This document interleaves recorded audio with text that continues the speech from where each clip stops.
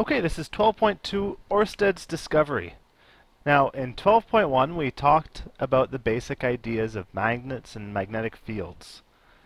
And 12.2 is the start of electromagnetism.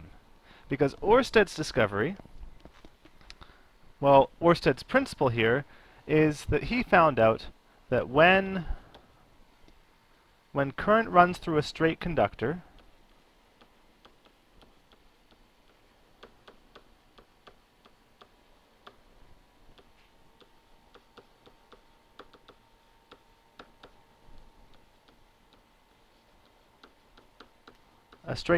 like a wire, it creates a circular magnetic field.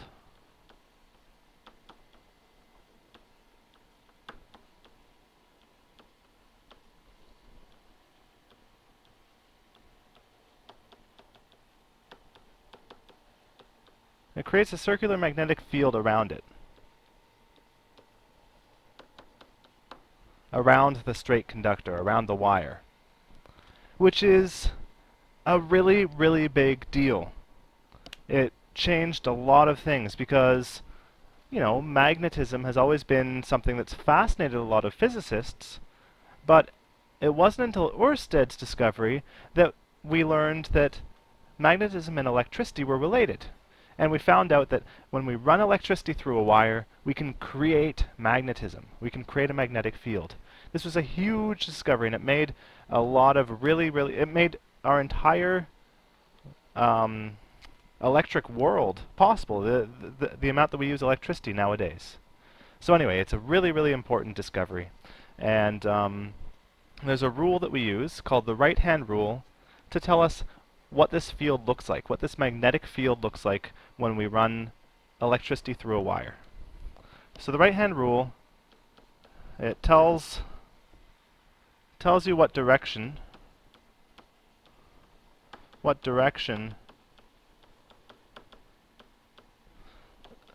the magnetic field goes in.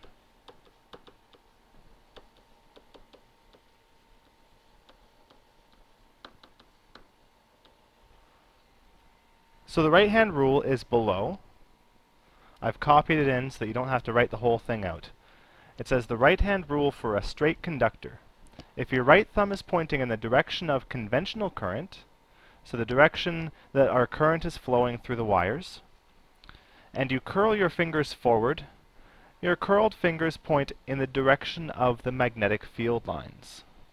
If you look at the picture to the right here, we have current running along the wire here, along the wire. So I act as if I'm grabbing the wire, and my thumb points in the direction of the current, and then I curl my fingers. And you can see that my fingers curl in this direction. And that's the direction of our magnetic field. So we get a field that's going in a circle around the wire in that direction. So we've got that drawn over here. You can see how that looks over here. And so, well, it's kind of hard to see. They've got it drawn coming out this way, where this is in front, and this is going behind the wire, like that. Okay, so that is our right-hand rule. And I am doing it right now. I'm making that hand, I'm making that shape with my hand. That is something you are going to have to do when you're working on these sorts of problems. And it's a really funny thing because you'll see in a university class, everybody's working on their physics test, and you'll just see people sticking up their hand and making this funny shape, and you can tell that they're doing the right-hand rule. This is something that that you use throughout university, and it never stops looking silly. But you do need to do that. It's a very useful thing to do. Now, this is the right-hand rule for a straight conductor. We're going to actually learn two more right-hand rules. They're all very related. Okay, so that is the majority of this lesson, is how to use this right-hand rule. We've got one last thing to talk about here. Well, one or two more things. When we talk about current, we like to draw the direction of the current. So in this picture above, I've shown that the current is going along on these arrows. But sometimes we want to talk about wires that are coming straight into the page or going straight out of the page. And that's hard to draw. So you can see there's a couple pictures to the right here. This is current going into the page and current coming out of the page. So you see we've just drawn the wire as sort of a circle. We've drawn a cross section of the wire. And you can see that we've got sort of a drawing of the wire sort of going backwards in space. That's the idea here. And if we want to talk about our current going into the page, going away from us, we draw it like an X like this. Hopefully you can see that X on that page. And if we want to talk about current coming towards us, coming out of the page, we draw it just as a dot in that circle. So we have the X and the dot. I'll go over those again with green just so that you can really see them there. X and dot. Okay.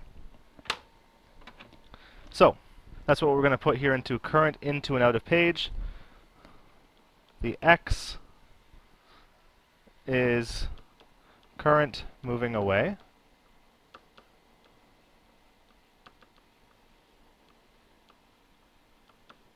And the dot with the circle, this is current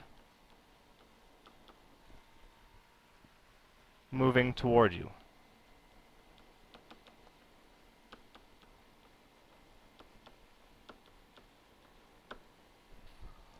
And there's one more thing I'm going to say about that.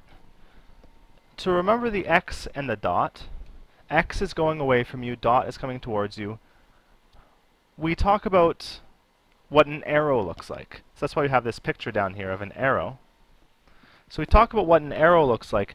If an arrow was coming straight towards you, you would see just this front end here. You would see the front end coming towards you, and it might look sort of like a pointy end on the end, and sort of a circle where you've got the end of the arrow coming straight towards you. And so that's how we remember the current moving towards you, and moving away from you, you would instead see the back, you would see the quiver, which if we're looking at that from behind, would look something like an X.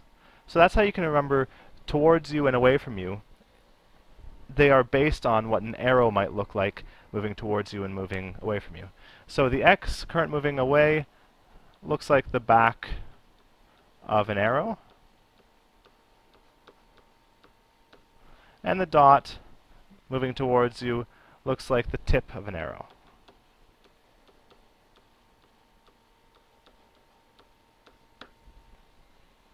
Okay. And one last little thing to clear up here is this idea of conventional current versus the electron flow model.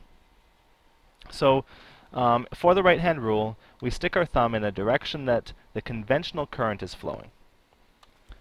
And unfortunately, there's two different ways you can talk about current.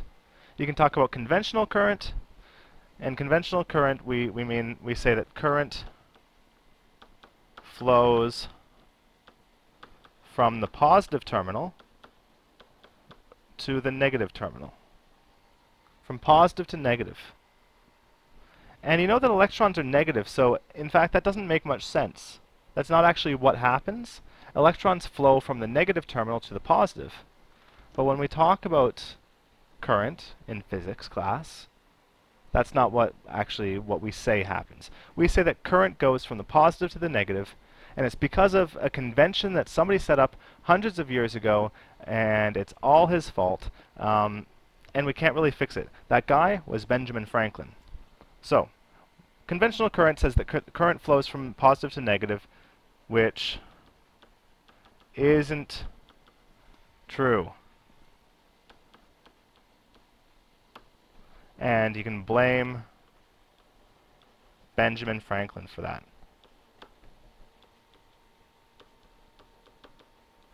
It's not true, but it's what we do in physics class, because otherwise all the rest of our math would break. We would have to change everything. We would have to use a left-hand rule instead of a right-hand rule, and the right-hand rule is used in so many different things that nothing would work if we tried to change the way we say that the current moves. Okay, so that's conventional current. The other option, which is the more correct option, but we don't use it, is called electron flow model, where you say that the current flows from negative to positive,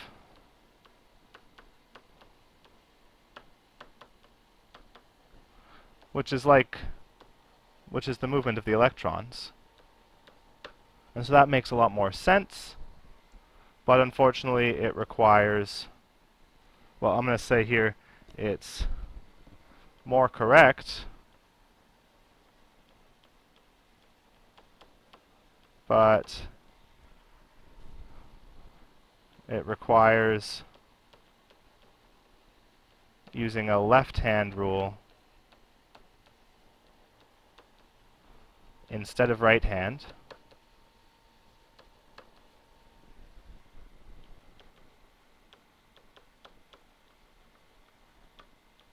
which we don't do.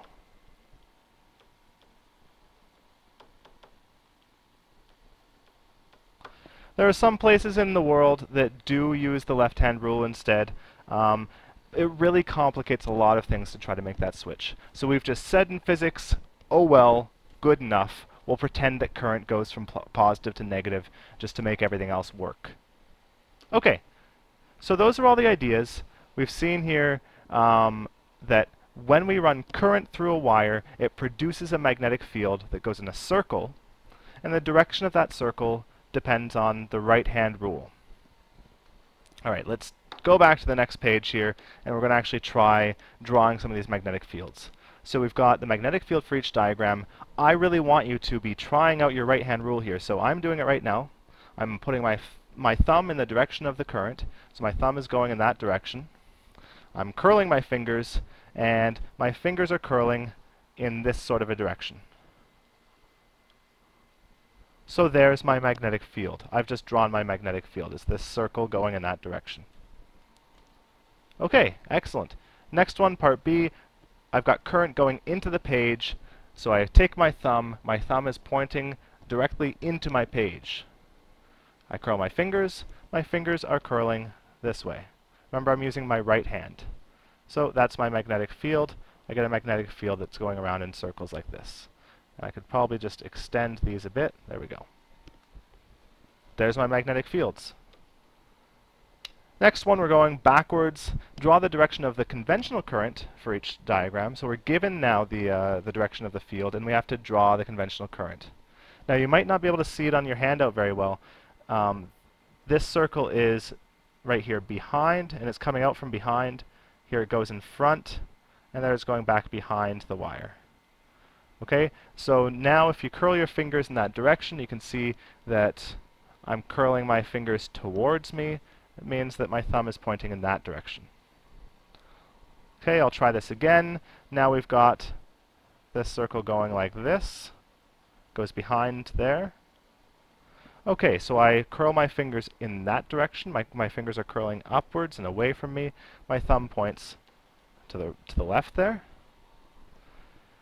And finally, I need to say whether this is going into or out of the page.